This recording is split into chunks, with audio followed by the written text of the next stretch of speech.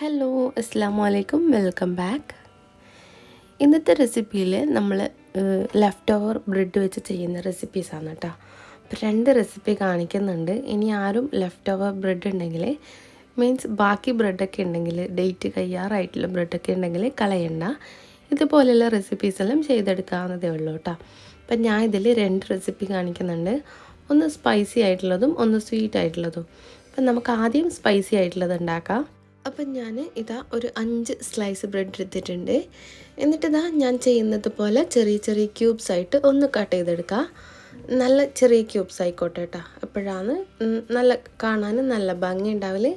പിന്നെ കഴിക്കാൻ കുറച്ചും കൂടി ഈസി ആയിരിക്കും. നമ്മൾ സ്പൂണിലെടുക്കുമ്പോഴൊക്കെ കിട്ടണ്ടേ. അപ്പോൾ അതിന് വേണ്ടിയിട്ടാണ് കേട്ടോ.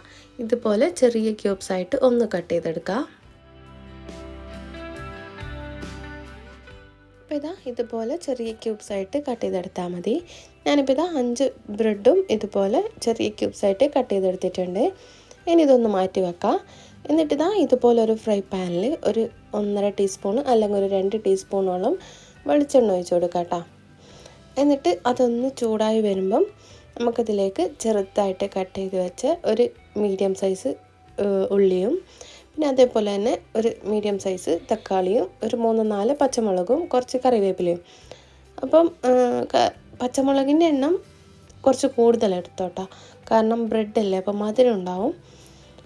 അപ്പോൾ കുറച്ച് സ്പൈസി ആയിട്ട് തന്നെ ഉണ്ടാക്കണം. അപ്പോൾ ഒരു 4 പച്ചമുളക് വരെ എടുക്കാം കേട്ടോ, നല്ല എരിവില്ല പച്ചമുളകാണെങ്കിൽ. എന്നിട്ട് ഇതെല്ലാം ഒരുമിച്ചിട്ട് കൊടുത്തിട്ട് നല്ലോണം ഒന്ന് സോട്ട് ചെയ്യാം.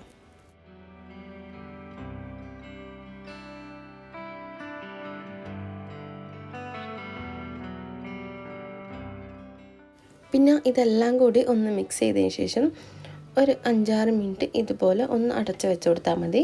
ഒരു മീഡിയം ഫ്ലെയിമിലിട്ടിട്ട് ഒരു 5-6 മിനിറ്റ് ഇങ്ങനെ ഒന്ന് അടച്ച് വെക്കാം കേട്ടോ. അപ്പോൾ പെട്ടെന്ന് തന്നെ നമുക്കെല്ലാം കൂടി ഒന്ന് വാടി കിട്ടും. അപ്പോൾ ഇതുപോലെ എല്ലാം നല്ലോണം ഒന്ന് വാടി വന്നിട്ടുണ്ട്. ഇനി ഇതിലേക്ക് ആവശ്യത്തിന് ഉപ്പും കൂടി ഇട്ട് കൊടുക്കുക. എന്നിട്ട് വീണ്ടും നല്ലോണം ഒന്ന് സോട്ട് ചെയ്തെടുക്കാം കേട്ടോ.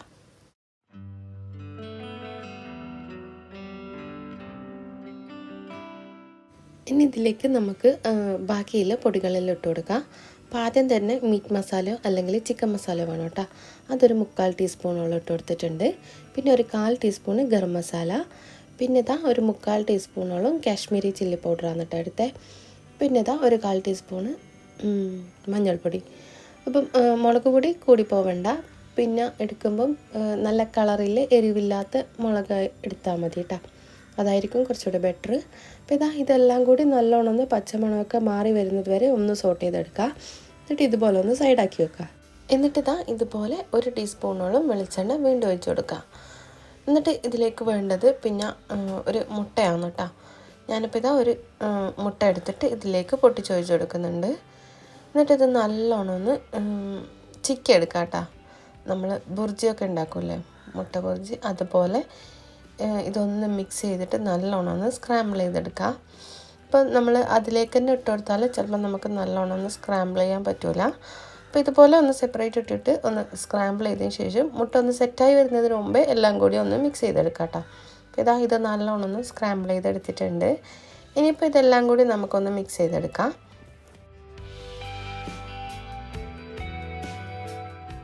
അപ്പോൾ നമ്മുടെ മുട്ടയും മസാലയും നല്ലോണം ഒന്ന് മിക്സായി വന്നിട്ടുണ്ട്.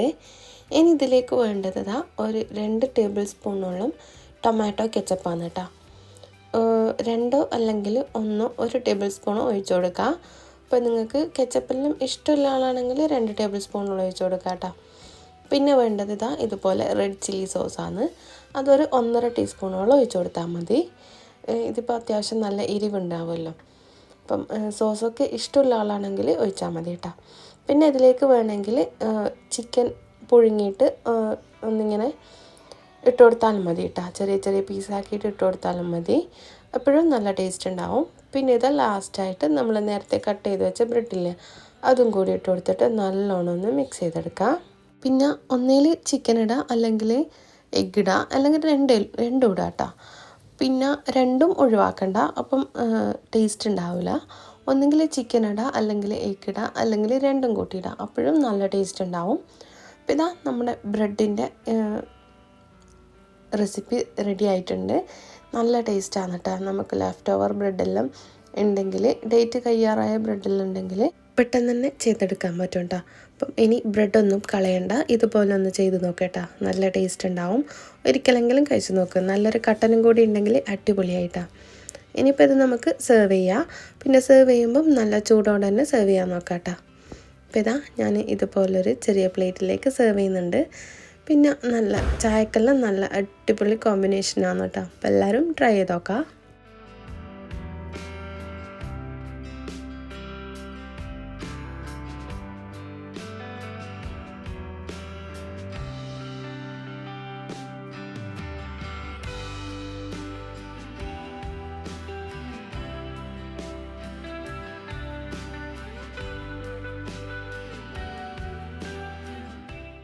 അപ്പോൾ ഇനി നമുക്ക് സ്വീറ്റ് റെസിപ്പി നോക്കാം കേട്ടോ.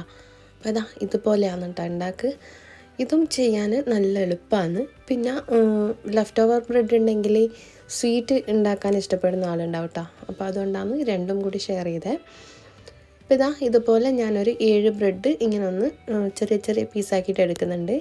ഇതൊന്ന് പൊടിച്ചെടുക്കണം, അതിന് വേണ്ടിയിട്ടാണ് കേട്ടോ ഇങ്ങനെ ചെറിയ ചെറിയ പീസാക്കുന്നത്. അപ്പം ഞാൻ ഈ സ്വീറ്റ് ഉണ്ടാക്കുന്ന ഒരു 7 ബ്രെഡിനുണ്ടാകും കേട്ടോ.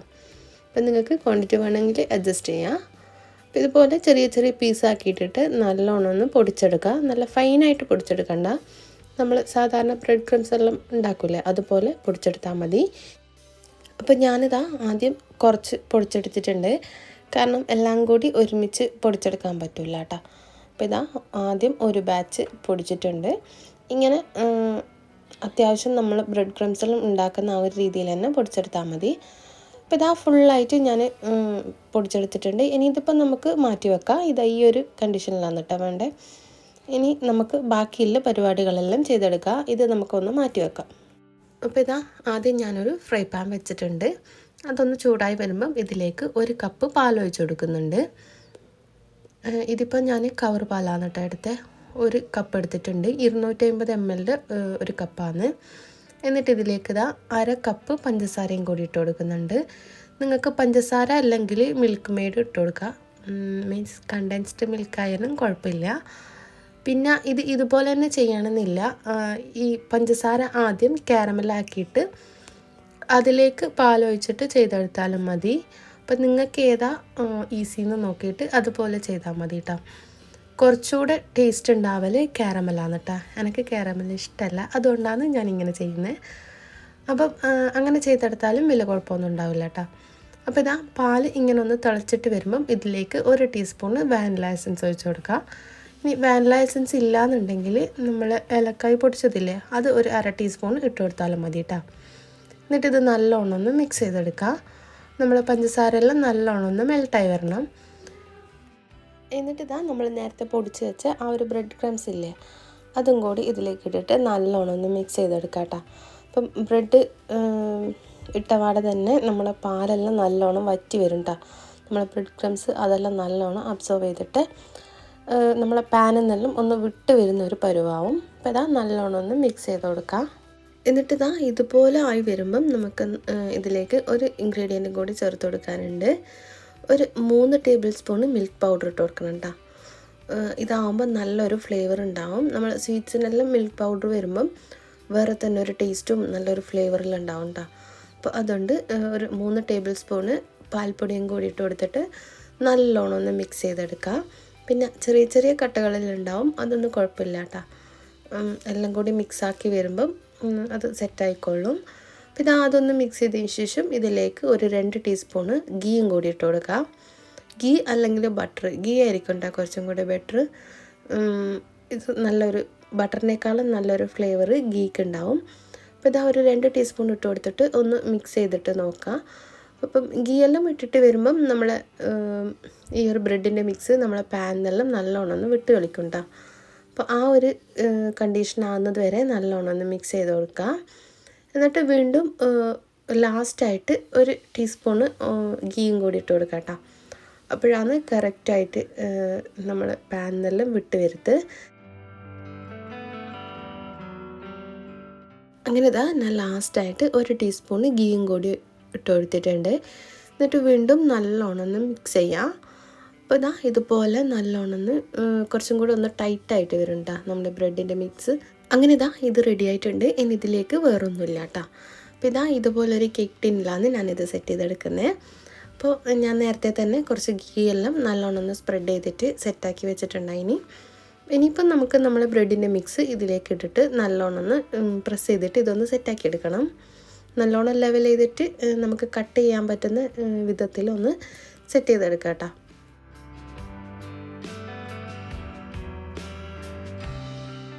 അപ്പം ഞാനിതാ ഇതുപോലെ സെറ്റ് ചെയ്തെടുത്തിട്ടുണ്ട്. ഇനി ഇതിൻ്റെ ചൂടൊക്കെ ഒന്ന് ആറിയതിന് ശേഷം നമുക്കൊരു 1-2 മണിക്കൂർ ഫ്രിഡ്ജിൽ വെച്ചിട്ട് നല്ലോണം ഒന്ന് തണുപ്പിച്ചെടുക്കാം കേട്ടോ. അപ്പോൾ ഇതാ ഒരു 2 മണിക്കൂർ ഞാൻ നല്ലോണം ഒന്ന് തണുപ്പിച്ചെടുത്തിട്ടുണ്ട്. ഇതിപ്പം നമുക്കൊന്ന് കട്ട് ചെയ്യാവുന്ന വിധത്തിൽ ഒന്ന് സെറ്റായിട്ടുണ്ട് കേട്ടോ. ഇനി ഇതിപ്പം നമുക്ക് ചെറിയ ചെറിയ ക്യൂബ്സായിട്ട് ഒന്ന് കട്ട് ചെയ്തെടുക്കാം. നിങ്ങൾക്ക് ഇഷ്ടമുള്ള രീതിയിൽ കട്ട് ചെയ്തെടുക്കാം കേട്ടോ. ഞാനിപ്പം ചെറിയ ക്യൂബ്സായിട്ടാണ് കട്ട് ചെയ്തെടുക്കുന്നത്.